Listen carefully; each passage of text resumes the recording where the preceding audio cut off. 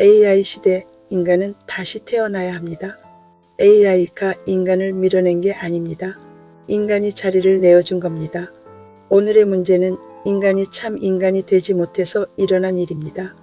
그동안 인류는 최첨단의 지식과 기술, 물질 문명의 발전을 통해 인간의 힘으로 거의 불가능한 것이 없을 정도로 풍요로운 삶을 살아왔습니다. 그러나 요즘 AI와 로봇의 등장으로 세상은 하루가 다르게 요동치고 있습니다. 어떤 이들은 새로운 시대가 열린다고 말하고 또 어떤 이들은 일자리가 사라지고 경제 위기가 오며 심지어 교회까지 사라질 것이라고 말합니다. 사람들은 불안을 느끼고 있으며 실제로 AI의 등장으로 인간의 설 자리가 점점 줄어드는 듯 보입니다. 그러나 이 현상은 갑자기 생겨난 일이 아닙니다. 하나님을 믿는 사람들을 포함하여 인류가 오랫동안 과도하게 쌓아 올린 지식을 남용한 결과입니다. 지식은 보이는 것들을 쌓아 올리는 힘입니다. 겉으로는 발전처럼 보이지만 그 속에는 하나님의 지혜를 인정하지 않고 인간의 지식을 과시하며 세상의 주인이신 하나님을 능가해 보려는 야망이 숨어 있었습니다. 하나님을 믿는 사람들 역시 믿음보다 지식을 앞세워 보이는 탑을 쌓아왔고 그 결과 오늘날 교회가 사라지고 있다는 말까지 나오게 되었습니다. 지식은 육에서 나온 것이며 육에서 나온 것은 영원하지 않습니다. 시작이 있으면 끝이 있습니다.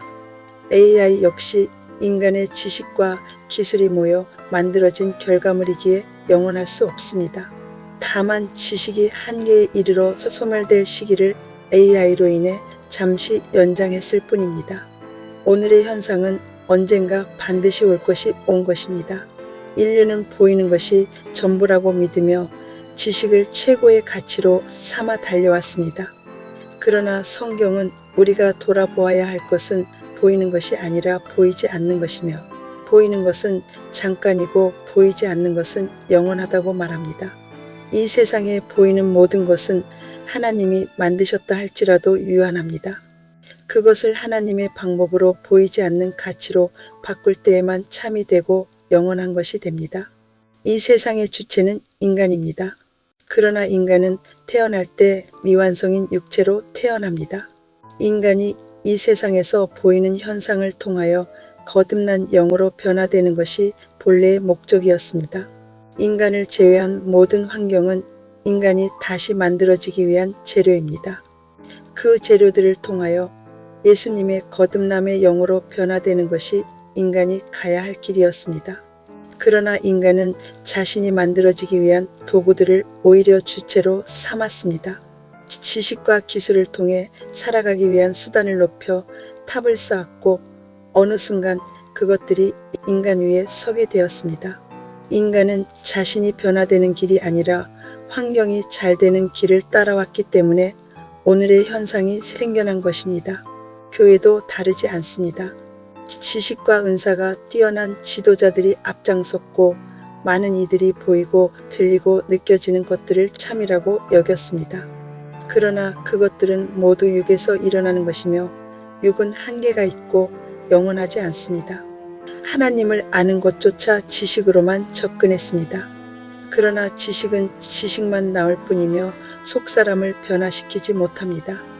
하나님을 믿는 최종 목적은 거듭남의 영으로 들어가는 것인데 육의 지식이 쌓일수록 오히려 그 길을 방해하게 되었습니다. 지식과 기술은 발전할수록 하나님과 멀어지기 쉽습니다. 그것들은 인간의 내면을 변화시키지 못하기 때문입니다. 오늘 세상이 이 지경에 이른 이유도 인간이 자신이 변하는 길을 가지 않았기 때문입니다.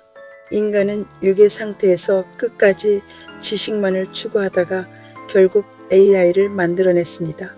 그러나 그 길은 인간이 육에서 영으로 들어가는 길이 아니었습니다. 참이 아닌 것은 참을 만들어낼 수 없습니다. 보이는 것이 전부라고 여긴 결과 인간은 참 인간이 되지 못했고 결국 주인공의 자리에서 밀려난 것입니다. AI의 등장은 인간의 한계를 드러내는 사건이며 우리가 어디까지 와 있는지를 보여주는 거울입니다. 하나님을 믿는 사람들은 오늘날 세상을 떠들썩하게 만들고 있는 일들의 정체가 무엇인지 분별할 수 있어야 합니다. 세상이 어떻게 돌아가고 있는지, 그 원인이 어디에 있으며 무엇을 의미하는지, 그리고 우리가 어떻게 대처해야 하는지 반드시 알아야 합니다. 세상의 문제는 특정한 사람들에게만 해당되는 것이 아니라 이 땅에 살아가는 모든 이와 깊이 연결되어 있기 때문입니다. 특별히 하나님을 믿는 사람이라면 모든 상황을 하나님과 연결하여 생각하는 것이 마땅할 것입니다. 오늘에 이르기까지의 세상은 인류가 오랫동안 하나님의 뜻을 벗어나 걸어온 결과라고 볼 수 있습니다. 또한 교회가 사라진다는 말이 무성해진 것도 하루아침에 이루어진 일이 아닙니다. 어쩌면 우연일까요? 세상의 위기도 지식이 넘쳐남으로 인해 자초한 측면이 있고, 하나님을 믿는 방식 또한 지식과 은사에서 출발하여 오늘에 이르렀습니다. 이처럼 세상과 교회가 같은 원인과 같은 방향으로 움직이고 있는 것이 단순한 우연이라고만은 할 수 없을 것입니다. 오늘의 상황에 대해 누구 한 사람의 책임만을 물을 수는 없습니다. 지식을 진리인 것처럼 휘두른 사람들도 그것이 참인지 분별하지 못한 사람들도 모두 책임에서 자유롭지 못합니다. 그러나 위기는 곧 기회입니다. 위기가 크면 클수록 기회 또한 클 수 있습니다. 지금이야말로 우리가 다시 하나님 앞에 서서 무엇이 참된 길인지 깊이 돌아보고 분별해야 할 때입니다. 이제 우리는 무엇을 해야 합니까? 예언자의 말을 맹목적으로 따르는 것도 또다시 보이는 것을 따라가는 길일 뿐입니다. 환경이 잘 되는 길을 따라가서는 안 됩니다. 인간이 만들어지는 길을 따라가야 합니다. 그 길은 각자의 삶 속에 있습니다. 삶 가운데 문제가 나타날 때 그 문제 속에서 자신의 결핍을 찾아 고쳐나가야 합니다. 문제를 방치하면 쌓이게 됩니다. 많은 신앙인들이 문제가 생기면 기도로만 해결되기를 기다렸습니다. 그러나 그것은 자신이 변화되는 길이 아니라 환경이 바뀌기를 기대하는 태도입니다. 성숙한 믿음은 문제의 원인을 찾고 자신의 결핍을 고치는 것입니다. 세상의 움직임 속에서 자신의 부족함을 발견하고 고쳐나가는 것이 하나님을 닮는 길입니다. 오늘의 상황에 이르기까지 인류가 잘못 본 길은 분명합니다. 지식을 최고로 여기고 은사를 참으로 여기며 하나님을 지식으로만 이해하려 했고, 자신이 변화되는 길을 걷지 않았습니다. 모두 보이는 것을 이루기 위해 달려왔습니다. 이제는 그 고질적인 습관을 멈추어야 합니다. 육으로 해 오던 형식적인 신앙 행위와 지식 축적을 의지의 근거로 삼았던 태도를 내려놓아야 합니다.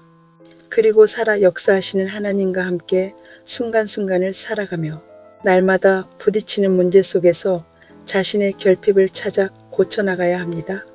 그 길만이 자신이 변하는 길이며 예수님을 닮아가는 길이고 영으로 들어가는 길입니다. AI의 등장은 위기가 아니라 드러남입니다.